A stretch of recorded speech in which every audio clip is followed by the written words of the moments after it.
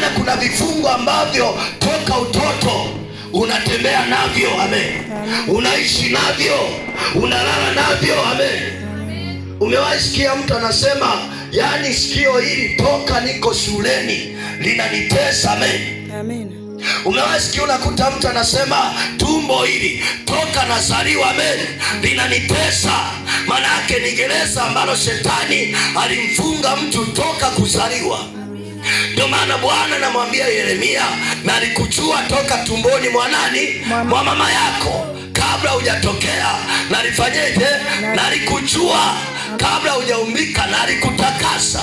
Kwa hiyo hata shetani kuna watu anawafunga toka kwenye matumbo ya mama zao. Amina. Anapozaliwa anazaliwa kwenye gereza.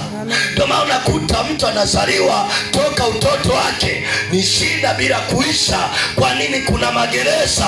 Lakini kwa kumefika leo, kila gereza ulilofungwa leo utoke kwa jina la Yesu aliye hai. Nasema leo utoke kwa jina la Yesu aliye hai.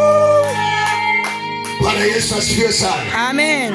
Wakati mwingine unahangaika, amen, unatafuta dawa uponi, amen. Kwa nini? Gereza la shetani halitoki wala halifunguki kwa dawa za hospitalini, amen. Ndio maana maisha yako